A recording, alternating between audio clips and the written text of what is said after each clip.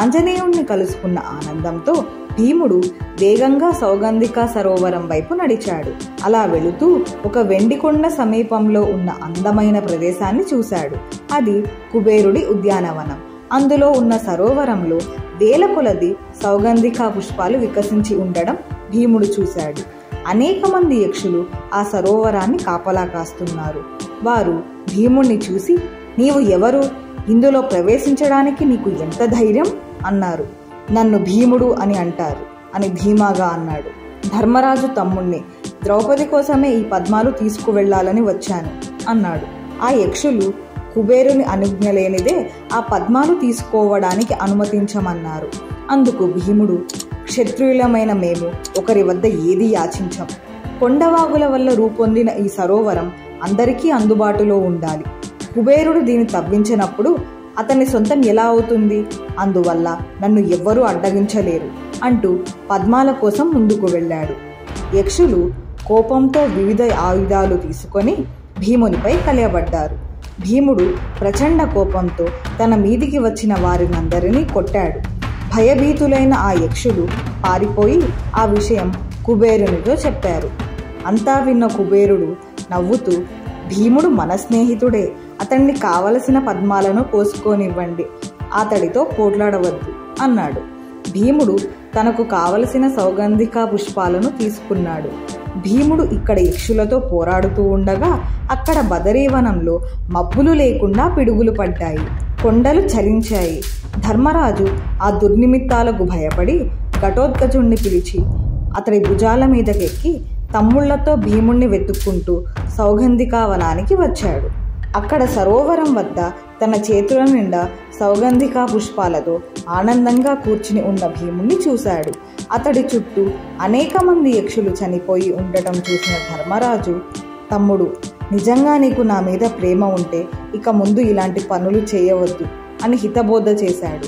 అంతలో కుబేరుడు అక్కడికి వచ్చాడు. ఆయన కోరిక మేరకు పాండవులు అక్కడ కొంతకాలం గడిపారు. ధర్మరాజు ఉత్తర దిక్కుకేసి తమ యాత్ర కొనసాగిస్తామని భీమునితో అంటూ ఉండగా ఆకాశవాణి ఇలా పలికింది, ముందుకు వెళ్ళకండి, నరనారాయణ ఆశ్రమానికి తిరిగి వెళ్ళండి, త్వరలోనే అర్జునుడు మిమ్మల్ని కలుసుకుంటాడు. ఆ ప్రకారమే వాళ్ళు నరనారాయణ ఆశ్రమానికి తిరిగి వచ్చేశారు. ఇలా ఉండగా ఒకరోజు జటాసురుడనే రాక్షసుడు బ్రాహ్మణ వేషం ధరించి వచ్చి భీముడు లేని సమయం కనిపెట్టి ధర్మరాజుని, ద్రౌపదిని, నకుల సహదేవుల్ని ఆకాశ మార్గంలో ఎత్తుకొని పారిపోసాగాడు.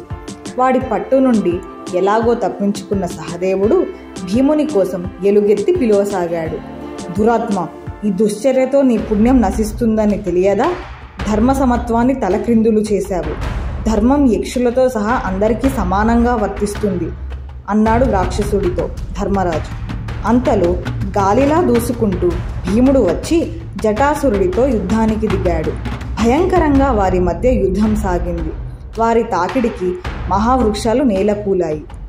భూమి కంపించింది. చివరకు జటాసురుడి బలం తగ్గుముఖం పట్టింది. భీముడు వాడి మెడ కుంగిపోయేటట్లు గుద్దాడు. పెద్ద పిడుగు పడితే విరిగిపడే నల్లటి కొండ శిఖరంలా జటాసురుడు కింద పడిపోయాడు. పడగానే భీముడు కళేబరాన్ని పైకెత్తి పెద్ద బండరాయి మీద విసిరికొట్టాడు. జటాసురుడి శరీరం నుజ్జు నుజ్జు అయింది. ఆ విధంగా భీముడు ఆ రాక్షసుడి బారి నుండి తన సోదరులను, ద్రౌపదిని కాపాడాడు.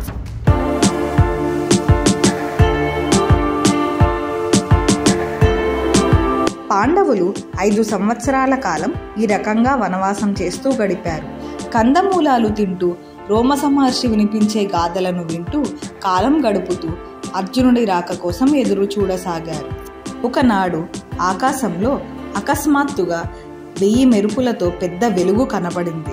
చూస్తూ ఉండగానే ఒక బంగారు రథం దేవలోకం నుండి గంధమాదనం మీద దిగింది. మాతలి రథం నడుపుతున్నాడు. రథం మీద అర్జునుడు సూర్యునిలా ప్రకాశిస్తున్నాడు. అర్జునుడు రథం దిగి ధర్మరాజు, భీములకు ప్రణమిల్లాడు. నకుల సహదేవులు అర్జునుడికి నమస్కరించారు. అందరూ మహానంద భరితులయ్యారు. అర్జునుడి చుట్టూ అంతా కూర్చున్నారు. అంతలో వెలుపల పెద్దగా దేవదుందుభులు మ్రోగాయి. అప్పుడు దేవగణాలతో దేవేంద్రుడు పాండవులను చూడడానికి వస్తూ ఉన్నాడు. పాండవులు ఆయనను ఎంతో ఆదరంగా ఆహ్వానించారు. వారినందరినీ అభినందించి, ధర్మరాజా, నీ తమ్ముడు దివ్యాస్త్రాలు సంపాదించాడు, మీ కష్టాలన్నీ తీరిపోతాయి, ఇక శత్రువులను చూసి భయపడాల్సిన పని లేదు, అర్జునుడు తిరిగి వచ్చాడు కాబట్టి మీరు కామ్యకవనానికి వెళ్ళిపోవచ్చు. అర్జునుడు నా నుంచి దివ్యాస్త్ర ప్రయోగాల్లో ఆరితేరాడు, శివుణ్ణి మెప్పించి పాశుపతం సంపాదించాడు, ఈ ముల్లోకాలలోనూ అతన్ని జయించే వీరుడు లేడు అంటూ వారినందరినీ సంతోషపరిచి దేవేంద్రుడు వెళ్ళిపోయాడు. ఇంద్రుడు వెళ్ళిన తరువాత పాండవులందరూ అర్జునుడి చుట్టూ కూర్చుని అతని అనుభవాలను వివరించమన్నారు. అర్జునుడు ఇలా చెప్పసాగాడు, ఇంద్రలోకంలో నేను ఎంతో ఆనందంగా ఉన్నాను. అమరేంద్రుడు ఒకరోజు, నువ్వు నాకొక సహాయం చేయాలి.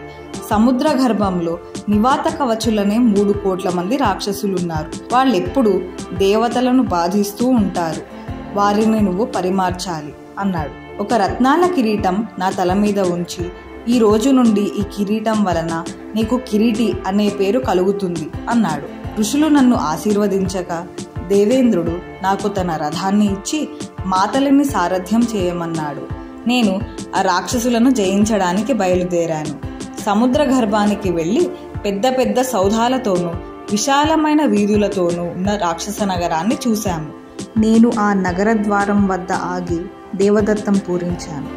ఆ శంఖారావం వింటూనే 50 మంది రాక్షసులు వివిధ ఆయుధాలతో పరిగెత్తుకొచ్చారు.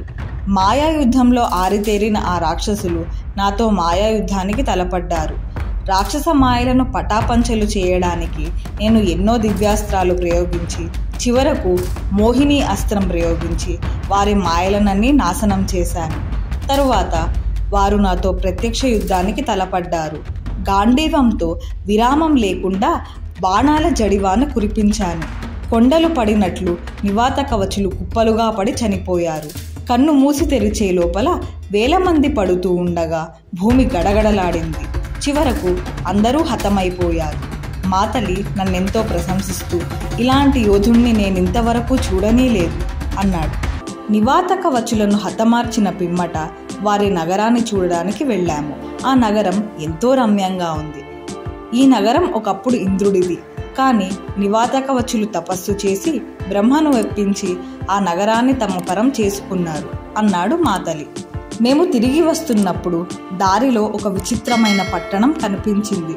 అది గాలిలో తేలే హిరణ్యపురం.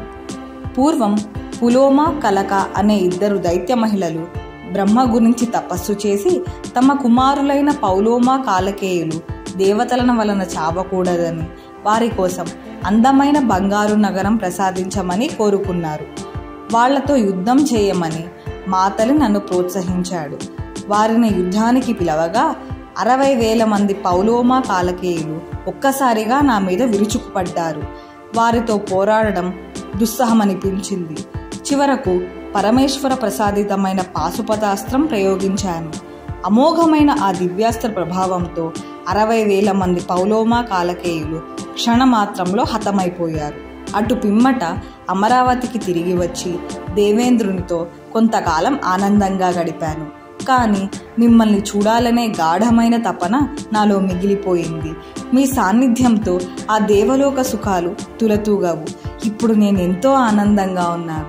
మన శ్రమ ఫలించింది. మనం కృతార్థులమయ్యాం. నీకు ఇంద్రుడు ప్రసాదించిన దివ్యాస్త్రాలు మాకు చూపించు అన్నాడు ధర్మరాజు. అర్జునుడు ప్రతి ఒక్క దివ్యాస్త్రాన్ని తీసి అందరికీ చూపించాడు. తరువాత వాటిని ప్రయోగించి చూపడానికి పూనుకున్నప్పుడు భూమండలం కంపించింది.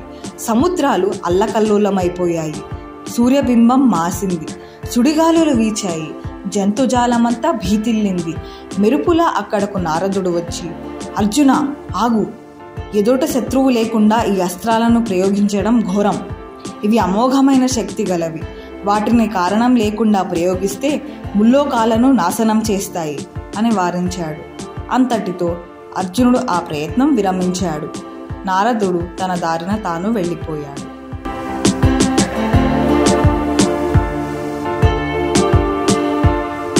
మీకు నచ్చినట్లయితే ఈ వీడియోని లైక్ చేయండి, షేర్ చేయండి, కామెంట్ల ద్వారా మీ అమూల్యమైన అభిప్రాయాన్ని తెలియచేయండి.